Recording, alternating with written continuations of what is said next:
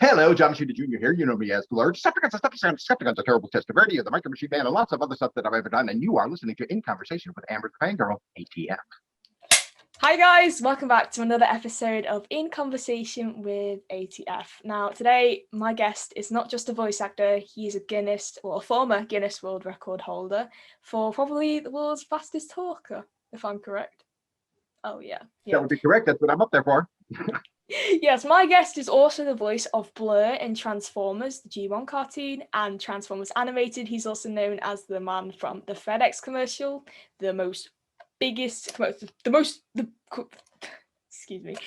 commercial that's won the most awards, the most award-winning commercial, and also the Micro Machines commercials. I do apologize, I'm stumbling on my words because I'm trying to talk as fast as well. Well, you're doing a very good job because you're kind of flowing through everything that you're doing there. So yeah, doing very well. And Mr Testaverde in Saved by the Bell as well. I wonder, do you get much fans about you from Saved by the Bell talking to you? They run that all the time. As a matter of fact, I got another residual check this morning from Saved by the Bell. So oh my gosh, it's on all the time. New generations are getting to see it all the time, even though it was recorded 30 years ago. It's still right up there. And now with the redo, the old episodes are even more popular. So oh yeah, because there's a reboot, isn't there?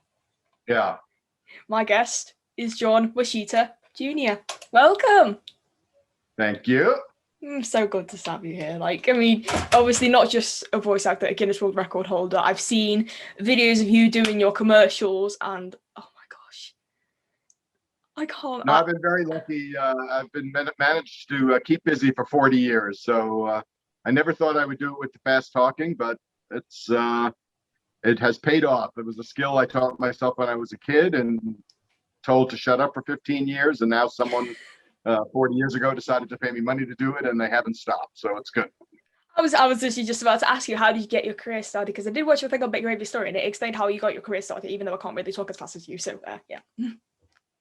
Well, when I was 12 years old growing up on Long Island, there was a cerebral palsy care of books away from my house, and they announced that they would donate $2,000 to cerebral palsy for anyone that broke Guinness Record. So first I wanted to ride a roller coaster at Coney Island. So I called Coney Island, and they said, hey, you take a hike, you're 12 years old, we're not going to let you strap yourself into the cycle for 2 weeks straight. So I went home and I started flipping through the book, decided I wasn't going to eat a bar, swallow that pipe. So the next best thing was to lock myself in a room and teach myself how to do the fast talking.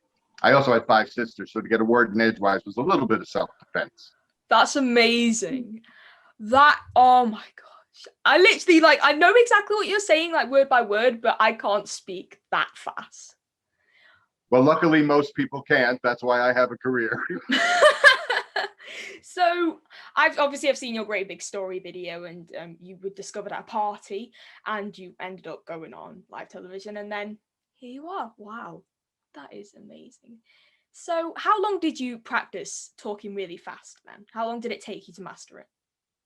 Well, when I was 12 years old, when you're 12 and you stick your mind to something, you're kind of obnoxious about it. So I really was doing it day in and day out for a couple of weeks, trying to get it there. At that time, the record was set with the to be or not to be soliloquy from Hamlet. So I taught myself that, and I would just keep doing it and doing it and doing it and doing it and doing it until I got faster than what the record was in the book. And then when I showed up the day they were setting up the booth to break the records, they didn't have any equipment to verify that kind of record. They were only doing physical records, like the most balls juggled, the most plates spinning, the most hot dogs eaten, that kind of stuff. So I didn't get a record when I was 12, but I guess once I rewired my brain to be able to do it, it never forgot how to. Wow, that is simply amazing. I'm just in awe just talking to you right now.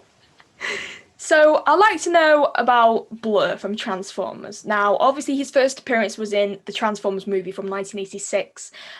What I want to know is, how did you get cast for the role? Well, they created the role for me. They called me and said, would you like to be a character? And I said, sure. And it's the easiest and best way to get something, when someone does it for you. I was thinking about that last night. I was like, how did John get the role of Blurr? Did they make the character for him? I was like, I'll have to ask him. And oh my gosh, he did. Wow. So who phoned you? Who was mainly? Did you see Wally Burr? Did you see the writers? No, it was a casting director that called my manager, and I didn't actually talk to anyone from the show until I showed up the first time in the studio, which was over at Wally Burr's place. That was the first time I had seen any of the writers or anybody. Who else did you meet? Any cast members? Like, did you meet Frank Welker, Peter Cullen, Sue Blue? On many of the recording dates, I was not available because I was traveling somewhere. And it was always a big disappointment to me because these guys were great. I loved working with them. They were a terrific group. And I was always a little upset when I couldn't be part of the whole big party. So I did probably a half of the episodes with the cast members and a half just by myself. Ah, I see. I mean, because that film had such big stars in it. It had like Robert Stack, Judd Nelson, Lionel Sander. Wow. Yeah, Orson Welles. Orson Welles, yes. Apparently, he only did this recording session on his own with Wally, Yes. of course. And the whole room's going around how Wally killed him with his 8-hour sessions. So that's great. So, wow, that is amazing. They literally created it just for you. That is, wow. I want a Transformer named after me. So, that is amazing. So, obviously, you've been to Transformers conventions. What have they been like? Do people usually ask you to do the fast talking or say some of Blur's lines, anything like that? Well, people ask me to do the fast talking every place I go. So that's not anything that's nothing special. Kind of just special with Transformers conventions. I don't do very many of the Transformers conventions. I think I've only done 3 over the years. That's for a couple of reasons. Mostly, I like to do the conventions where you go and people don't have to. They pay an entrance fee, but then they get whoever autograph they want. I don't like when people have to like pay extra for all the autographs. Yeah, that just, it bugs me, and I don't like it. And I've had like see like moms with little kids, and the kids, oh, I want his. Well, you can't get if you get his, you can't get his. It's just like, come here, I'll give it to you, and then they get mad at me because I'm not charging people. So those kind of conventions I usually try to keep away from, and unfortunately, that's how most of them are now. Just it works out that way, But the very first one I did was a BotCon in, I believe it was Indianapolis, and I really didn't know what to expect. And the first day I was there, I was supposed to do a signing for an hour, and when they brought me to the table, the line went out of the convention center and around the convention center, and I was there for hours. It was just, I couldn't believe it. I couldn't believe it. There's an old movie called Soap Dish where Sally Field plays a soap star, and every time she gets depressed, her producer is Whoopi Goldberg. She puts on a disguise and she goes to the shopping mall, and then when she's in the shopping mall, she takes off the disguise, and then all these adoring fans come up and give her all this positive reinforcement. So I felt like Sally Field sitting there the first time going, oh my God, look at all these, because I had, I know there's a fan base for the show, and I know people really like the Blurr character in particular. And, these people know more about the show than I do. I was on it. Yeah. They know every single episode and practically every line I've ever said. And it was great to get a chance to meet everybody. And then when they come up, they don't only talk about Transformers, they talk about some of the other stuff you mentioned, like the Micro Machines and Terrible Testaverde and Sesame Streets and whatever else. Oh yeah, because you want Sesame Street as well. I just remembered. I did several things on Sesame Street. It would be very strange to be in a supermarket and I'd be getting stared down by a 6-month-old who is looking at me because they're like recognizing me, and the mother doesn't know why the baby's looking at me. I've had a couple of mothers say they never look at people like that. I don't know why she's doing that. Does she watch Sesame Street? Well, that's why she's doing it. Oh, that's so sweet. Oh, bless you. Have you ever been to England before?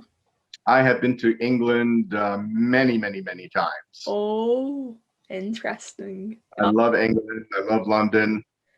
And I love seeing all the shows in the West End and, of course, the sights and going out into the country. So I haven't been there in a couple of years. And, of course, nobody's been anywhere for a year and a half now. But, I'm looking forward to getting back there. You'll have to come and see me. I'm up north in Liverpool, if that helps.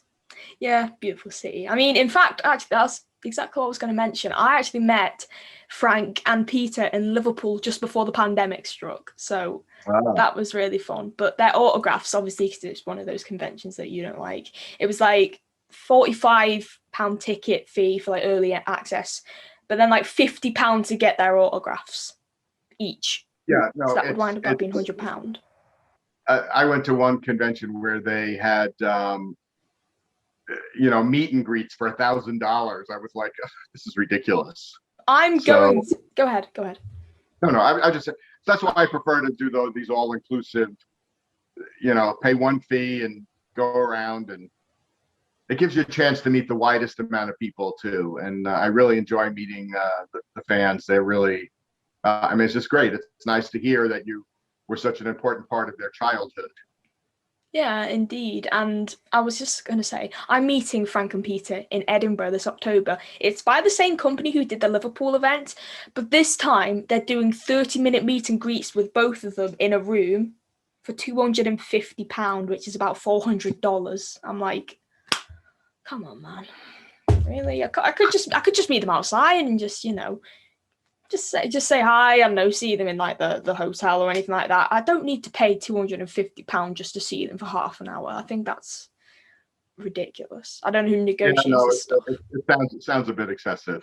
Yeah, I don't know who negotiates it. I don't know if it's the agent or the event organizers or anyone like that. But yeah, it's exciting times though. It's about 100 days to go. Exactly 100 days until I see them. So excited. Very excited. So let's talk about Blurr on Transformers Animated. Now, obviously, they brought back the character. He had a sort of partnership with Shockwave / Longarm. Obviously, you were reunited with Corey Burton and Sue Blue because he was RC on TFA as well. What was it like just coming back as Blurr? It was nice, and Sue did a lot of those, directed a lot of those episodes. Yeah, she's voice director. Yeah. So it was great. She's terrific. I really love Sue. She's always a pleasure to work with. And one of the conventions we did, they had she and I doing a lot of stuff together. So it was great to get to spend some time with her. And it's always good to get back in the studio. Those recordings I managed to be there for the full scripting. So it was good. It was a lot of fun. Yeah, and how was it lovely to see Corey again after about because they brought back Shockwave for Corey to do it. So this was about 24 years later. No, yeah, about 20 years later. Yeah, it's nice to see people that you haven't seen in years and years and years. And then there was a great new cast that was there too as well. Yeah, David Kay, Bumper Robinson, Tara Strong. So that was good to see the whole new room full of people and some of the oldies. Oh yeah, definitely. I mean, I've met Tara in person. She came to a convention in London, just 2019, and I've obviously met her. You can't really see, but there's a photo of us on my wardrobe just there. Yeah, she's lovely. But yeah, I've realized after that and meeting Frank, I'm like, I have to meet most like voice actors, all the voice actors I can. It's like been my goal now since the pandemic started, either if it's virtually or through interviews or in person. Yeah, I'm slowly achieving it. Well, that's good. Yeah. You can check me off the list now. Oh yeah, definitely. And obviously, like, because I'm jealous of your fast talking. I mean, that video of you singing Bad by Michael Jackson in 20 seconds, that always comes up in my recommended. And I swear that was like uploaded like 14 years ago. That was uploaded to YouTube, and it's still got like millions of views to this day. Well, it has. I think it was actually only 7 years. It was 14 years ago was the interview, but it was only posted to YouTube 7 years ago, and it has over 101 million views now. Wow, that is amazing. I think it's almost up to 102 million. Wow, man. I can't believe it, but it's. Yeah. People keep watching it, so that's fine. Yeah, of course. I watch it in my spare time, and then I just practice just to do fast talking myself. So, are you thinking of breaking the record again for being the world's fastest talker? Because I believe 2 more people have beaten the record since.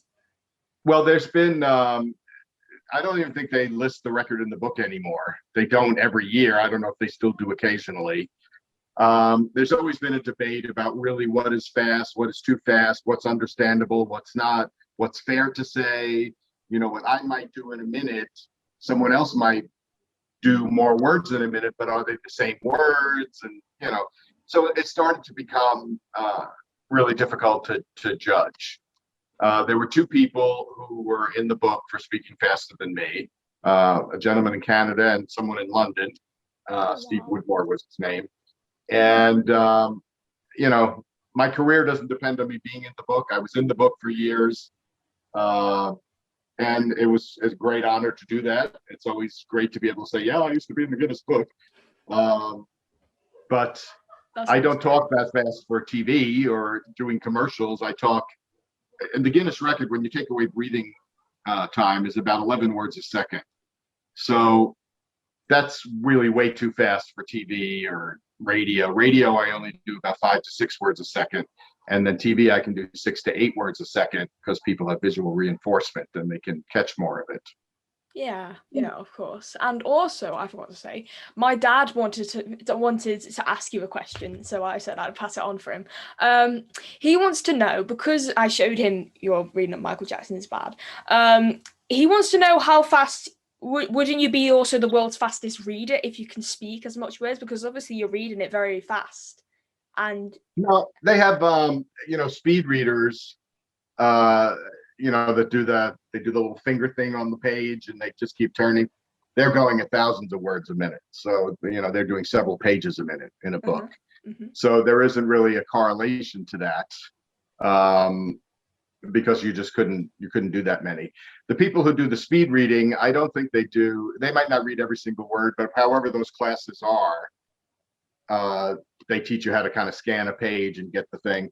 I did an infomercial 800 years ago where they had me talk fast reading, I can't remember if it was Moby Dick or Gone with the Wind or so, I forget what the book was that I was reading. But then someone next to me was doing the speed reading. And they were, at the end of a minute, I was like on the second page and they were, halfway through the book. So wow.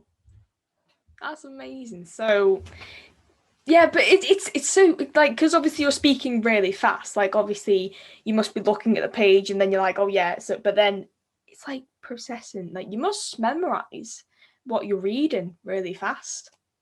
I actually usually 99.9% of the time use a teleprompter. So I'm reading it. And the way my brain works is the words that are coming out of my mouth are the words that just left the screen. So my eyes can process what's on the screen to say that. And then, that manages to keep me going. If I'm saying what's on the screen when it's on the screen, then I'm lost. I'm already behind the 8 ball. I'm getting the script out. Ah, I see. But wow, you're really talented. Honestly, I couldn't. It's years of doing it. I don't know how I do it. I just do it. Don't try to analyze it too much because I don't want to start freaking myself out. Oh, bless you. Let's talk about Saved by the Bell. Now, obviously, you were in Saved by the Bell. I haven't yet seen it, but what was it like doing Saved by the Bell? Well, it was fun. When you do all the kids who are now on the remake and they're all the grown-ups running the school, all the kids were under 18. So they have to be in school. They have to have guardians. Usually it was a mother or a father. Sometimes it was another watch person. They can only work for a certain amount of hours a day. So you spend a lot of time sitting around doing nothing, just because that's the way the system works. And then when you do get the kids, you get them for 15 minutes. So you got to quick through the scenes and get them over with so they can go back to school. But the kids were all great. They were all really nice. Mm-hmm. I've worked with some child actors who will go nameless, who have just been nightmares, and you just want to drop kick them through the goalpost of life. All of these kids were great. Nobody had attitude. Everybody was friendly. They all got along. So it was a very pleasant job to do. Oh, that's so cool. So what was your character like? Did he talk fast? Did he? Yes. Oh, did he? He was terrible. He did. He was terrible Testaverde, the history teacher. And he was doing a lesson about the British invading the U.S., back in the revolutionary days. And he does it very fast. And they cut to things like the kids' pencils are smoking because they're trying to take notes fast and stuff like that. So it was a quick, brief scene. And then there was a stupid subplot. In shows that feature kids, especially teenagers, the adults are generally made to look like pretty big idiots. So they're just because, and that's fine. It's a kids show. You want the kids to be the hero. Of course. So there was a subplot about they were making believe the bathroom had flooded or something, and I came in from home and dressed like a plumber and overalls with a plunger, and so it was kind of silly. But Oh, that sounds like really. You sound like you have really big fun. So cool. Sorry, I can't really. I just keep thinking about the fast talking. To feel as if when I say a word, it's just going to spit out my mouth like that. Wow. Do you ever talk fast in public? Even if no one asked you to, do you just randomly do it in public? well, I think that depending on where you are, Mm-hmm. I think very often I'm speaking faster than the other people are, and sometimes people will notice that and say something. Um, Sometimes if you're dealing with like uh, you know, calling the phone company or to argue over a charge on the bill, it can come in very handy to be able to pick it up and tell them right. I want to speak to the Queen of the Building Department. Put the Queen of the Building Department on right now because you're clearly not being able to help me here, and I need to have this rectified right away. So put the Queen of the Building Department on, would you? So it Oh can my come in handy gosh. for that kind of stuff as well. Yeah, yeah. I mean, I just keep thinking like I'm like, wow, I just want to talk fast. Anyway, I need to stop getting distracted. So, about your commercials. What are some of the commercials you've done besides the Micro Machines and the FedEx commercial? Well, I've done 750 commercials. So Oh, the FedEx was the first big one. uh-huh. And it's still, as far as I know, and that could be incorrect, so I could be giving you false information, but I do believe it is still true. It's the most award-winning commercial in the history of advertising, and Wow. was picked as the commercial of the century at the turn of the century by many places, and was always in everybody's top 10. So that really kind of put me on the map right away. As far as recurring characters, I had the Micro Machines, where I did 125 commercials that ran in 37 countries. Wow. As a matter of fact, I used to come over to the UK every year Did you? and shoot UK versions of the commercials, which would run in, of course, all the British Isles and Australia and Canada, where because we have trunks and hoods, and you have boots and bonnets, and you motor, you don't drive, you get petrol, not gas. So they had to change certain words to make it fit what you would know better, or words you Wow. would. Wow, that's And then so I've done stuff for airlines, I've done stuff for TV shows, I've done stuff for all the networks. I used to do Minute Rice commercials. Oh God, there's a million of them. There are jobs I've done that I've seen people post on the internet that I don't even remember doing. That's how busy I was in the 80s. wow. I'm like, what those words? There's a clip of a show way back in the ancient days of the 80s. There were only a couple of TV stations. There weren't all these cable networks and everything else. So kids mostly watched, especially when I was a kid too, you watch stuff on Saturday morning. That was like the day to watch it. And every year in the summer, they would have a big preview show of what the new Saturday morning was going to look like. And there was one they called Honey, I Shrunk Saturday Morning. And I was there in a red suit with a purple top hat talking about the thing. And I have no recollection. And you would think if you were in a red suit with a purple top hat, you might remember that job. But I have no recollection of being on that show. Wow. So what's been your favorite commercial to work on? Well, certainly Federal Express was a lot of fun because it was a collaborative effort. The director, Joe Settlemeyer, who's amazing. He was an amazing director. He's famous for a lot of different commercials, not just my commercial. He did the famous Where's the Beef commercial, and he used to do all the great Alaska Airlines commercials. And he's just really a fantastic director, a very, very funny guy. And we were rewriting the script as we were going along. So it was a very nice collaborative effort, and it worked out great. So that was a lot of fun. The Micro Machine commercials were great. I worked the first week of January every year because Toy Fair was in February. So they'd shoot all the commercials. I would work for like 5 days to shoot. We usually did about 25 commercials a year. And then they, of course, would be there for another couple of weeks filming all the product shots, and then they'd edit them together.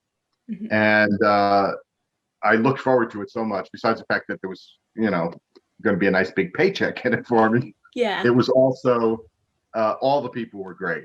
And it was the same people every year. And it was like a reunion once a year, and just a pleasure to work for all of them. And it was just a lot of fun. I was sorry to see that contract leave. That lasted 5 years, and then it was on to the next thing.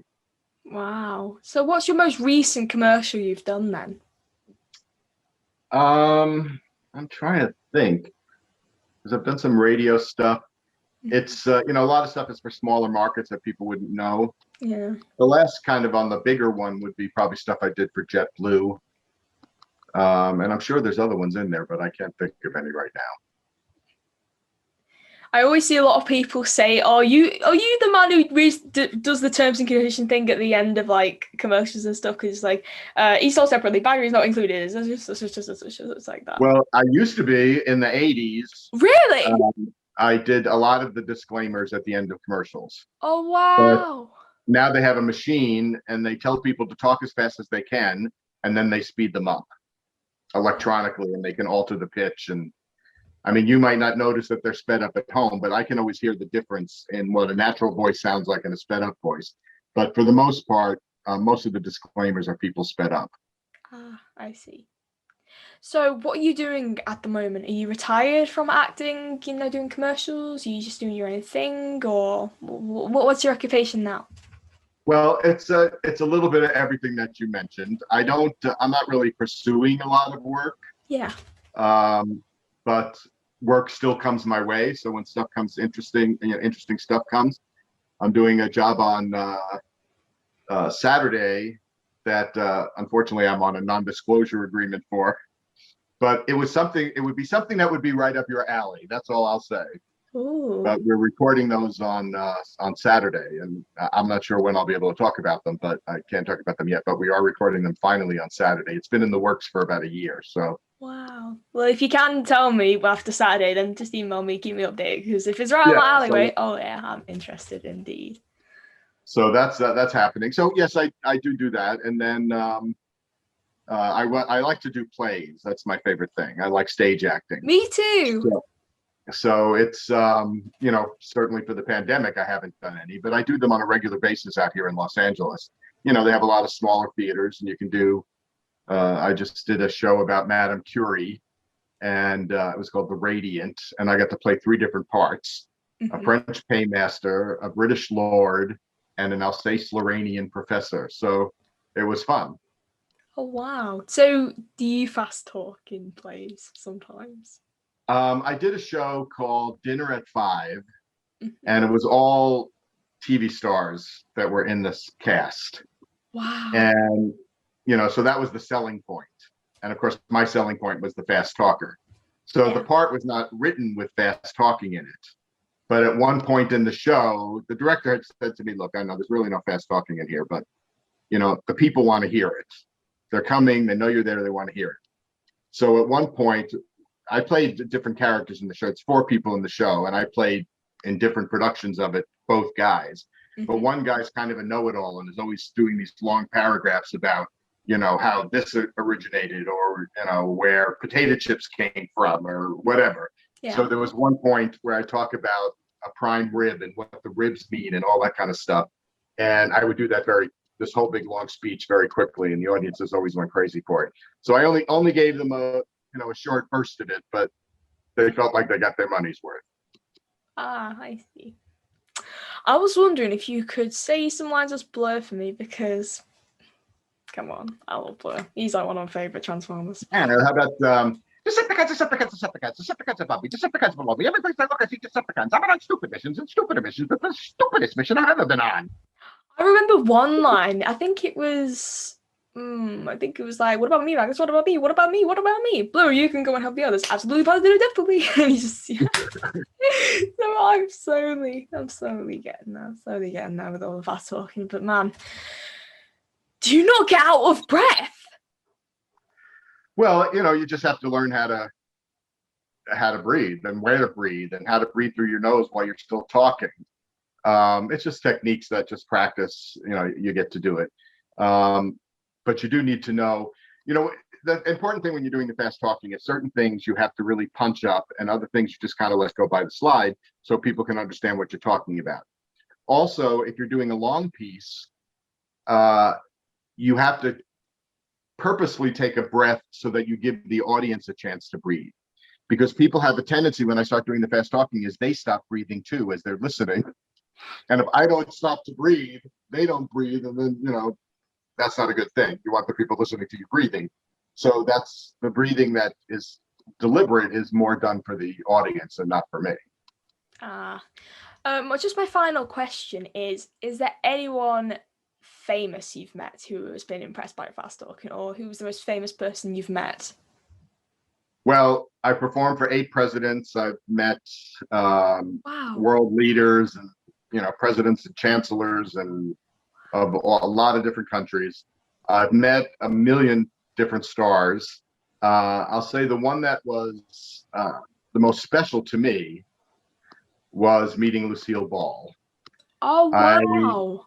I was doing a singing dancing number on the Emmys with a bunch of commercial actors. We were all singing about commercials, and it was a singing dancing number. Yeah. And she was getting a Lifetime Achievement Award. And she and I have the same birthday, not the same year, of course, but the same day, August 6th.